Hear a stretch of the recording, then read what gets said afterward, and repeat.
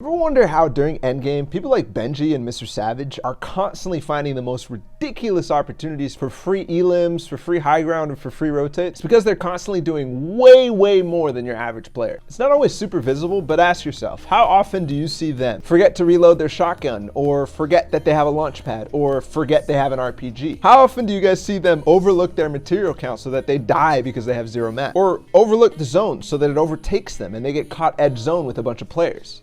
It's pretty much never, and in this video we're going to talk about the skill that enables them to do that. We'll watch multiple examples from Benji and Mr. Savage in their recent performances, where both of them have been performing with flying colors. Benji in his first place back-to-back weeks in the FNCS Solo Invitational, and Mr. Savage with recent first places in Cash Cups. Let's talk about multitasking, the most underrated skill in competitive Fortnite.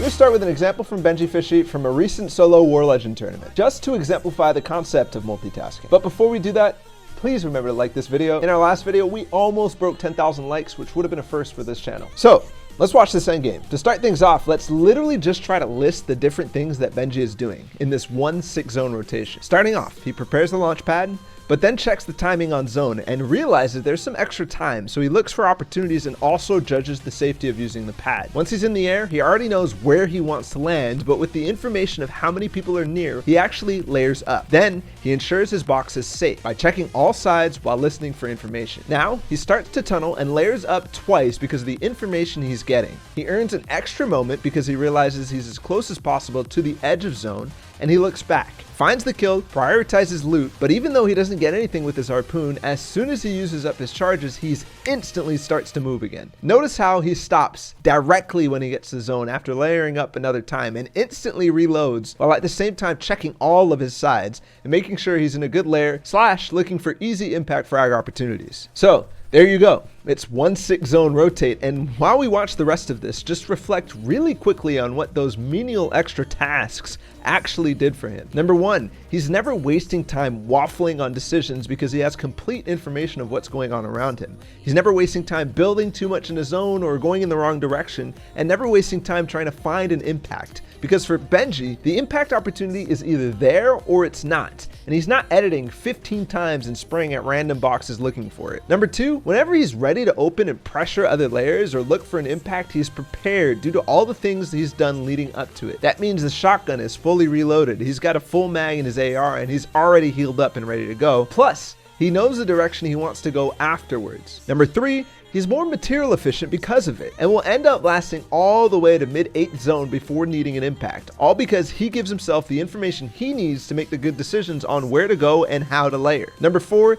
he's so careful with his layers and his position and his piece control that he never takes any damage. He does not take any damage until deep within top 10. Now that's an impressive feat for any stacked game. I mean, look at this. Instantly as he runs out of materials, he knows. How, I ask? Because throughout this entire time, he's keeping tabs on his material count, and every so often looking down at the build count. Of course, a little bit of this is intuition and just reaction time, but to build this skill, it's important to be keeping tabs like this. Because just imagine how many times you are tunneling and you run out of builds mid-tunnel and fall down to a position you have no clue about where other people are. And because of that, you just jump into any random person's box to try to get an impact, but end up dying. It feels like there's never a time when Benji starts to do something without also keeping tabs about something else or looking elsewhere. This big pot, for example, which by the way is the first heal he's had to spend in endgame, while he's taking it, he's looking up and then down and tracking where the remaining players are and how many players are left. And also taking note of the fact that he has one more build left. That's key. For when you put yourself in this position, you don't want things to catch you by surprise.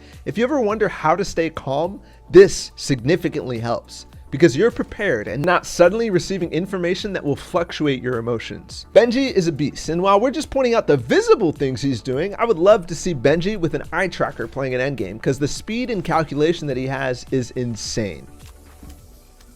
Let's go, baby! Let's fucking go! So, that's just one example, but let's get a little bit more technical and in-depth about multitasking. What is it? It's essentially the ability to do multiple things in quick succession, where things can be anything from actual actions to taking in information or to checking the status of various win conditions or game objectives. I mean, Just think about all the things that you need to be doing, keeping track of, and checking in a Fortnite endgame. You've got inventory status, checking your ammo and reloading, checking how many mats you have and possibly switching the material type. You scout for information. You got to check the zone constantly, in which direction it's going and how long until it moves. You got to box fight people and shoot people. You got to check the status of the game. How many people are left? Where is this zone pulling? Is it going to be a mountain zone? Stuff like that. How laggy is it? Also important to know. You've got to be communicating if it's a team mode. You have to be making plans. And you also have to be looting when you do see the opportunity for impact frags or possibly grabbing things with harpoons. For most people, this isn't second nature.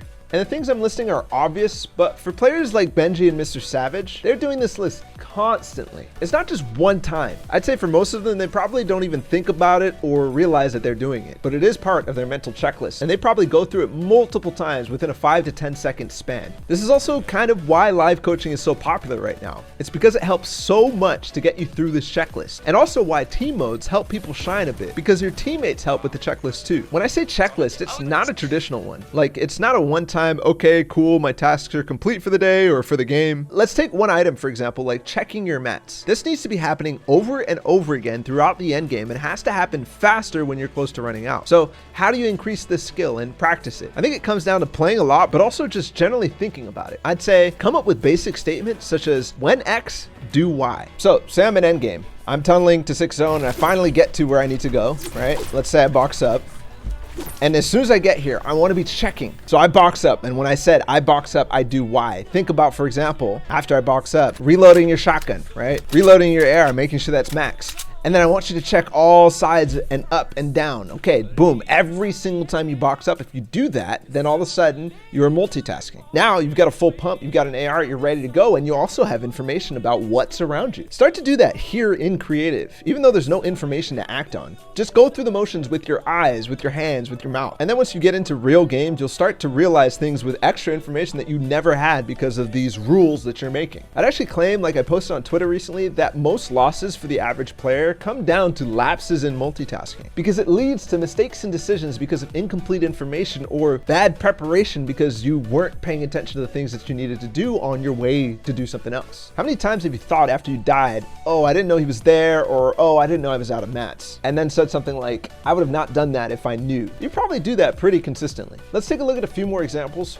First, starting with a loss due to multitasking that I got from @Mackies on Twitter after asking for some recent endgame moments so that I could find examples and use in this video. So I appreciate it, Mac. I'd say the issues from this game start maybe a little bit earlier in the game, but still, it's possible to make something out of this position. So we'll start here. 6 zone, about to move, and I think importantly, we're not paying attention to this time on the 6 zone. So we move way too late. If we were checking zone while going for this loot, we may have remembered to move instantly. It's essentially like we set the goal of getting the loot while forgetting about everything else, because once we come back to the box, zone is already moving. In reality, we should have already been gone and tunneling towards the front side of zone. But by the time we do move, we haven't gathered any information about what lies ahead, neither noticing the hill or seeing the players who have the potential to shoot you or anything. We finally start moving and we stop again on the backside of zone, where if we were checking constantly that zone, where we were in relation to it, this wouldn't happen. We continue to rotate forward, and without checking zone again, we kind of go against where it's actually going for a good 5 seconds until it pushes you in the correct direction. This is the material and inefficiency and time wasting I was talking about, because we're not checking the zone in our position often. All this stuff adds up, and eventually we randomly run out of mats and have to make desperation spams while also low HP, even though we have a med kit that we might have been able to pop if we can find the time at the front side of zone, but we probably didn't really know that was there. If we had been multitasking, maybe we would have been there. Good multitasking will help you get the information you need to make the best decisions possible and leave you prepared for your mechanics to shine. Let's look at 2 examples of just that from Mr. Savage. So here, Mr. Savage is just getting into zone and getting away from another player who is harassing him. He notices his HP situation and starts healing, and at the same time is looking at zone and judging whether he's in or not. He decides he's not, so he gets in a bit more, and now this is the nice part. While he was going in, he got the information about the guy near him, and he starts listening while at the same time holding against the player spraying him. As soon as he gets him off, Mr. Savage has already made the plan, and he confirms it by taking a look all while reloading his tack, and then goes for the wall replace cone slide from above. A brilliant play that he would not have had he not been taking the information earlier on while he was rotating up. He goes on to win this game from that perfectly timed impact, but also just more natural Mr. Savage things. But this next one is from the game right after. Let's It's a game state check that wins this one because an unconventional zone in the rig that they've been dealing with. But notably, because he realizes while he's on height that he only sees one player down in the water, and he knows that there's 5 people up, there must be one more. So he starts hunting and literally finds the freest 2 kills with 1 rocket, as there was somebody else hiding behind this one guy in the old builds, which, by the way, he noticed this tarp previously before he stopped tunneling into zone. So instantly, he's able to lock on a location where there might be extra people. Notice though, how it was kind of hidden, but he instantly realizes that he got 2 kills and the other guy killed 1 in the water because he's constantly checking the player count. So it's a 1v1. His goal is now find that guy and have everything ready to win, which means he starts to reload his RPG. He spots him, realizes it's going to be a full water fight, and he knows the play from here is heal up and be at max HP to take the fight, because he checked his HP and his inventory and remembers the flopper, and then also knows and puts into his mind that he can't build and has nothing to connect to in the water. So he fires the RPG, reloads his AR, and bloom fights to win. I'm the best player in the world. I'm the best player. Holy shit! By the way, notice the multitasking mistake by his opponent, not noticing he was about to be put in the water. He tries to connect to nothing, yet if he had realized that sooner, he could have actually made this a 50-50 rather than the 90-10 that Savage made it. Incredibly well played. And that is it, the most underrated skill in Comp Fortnite. I hope I was able to explain it well because it's kind of a difficult topic to explain. So let me know if you have any questions or other ways to explain it in the comments below. And also, what other topics would you guys like to see me cover in a future video like this? Because I want to make so much more. As always, guys, please like, subscribe, and do all the things on my social media, and we'll be back with more content just like this. Peace.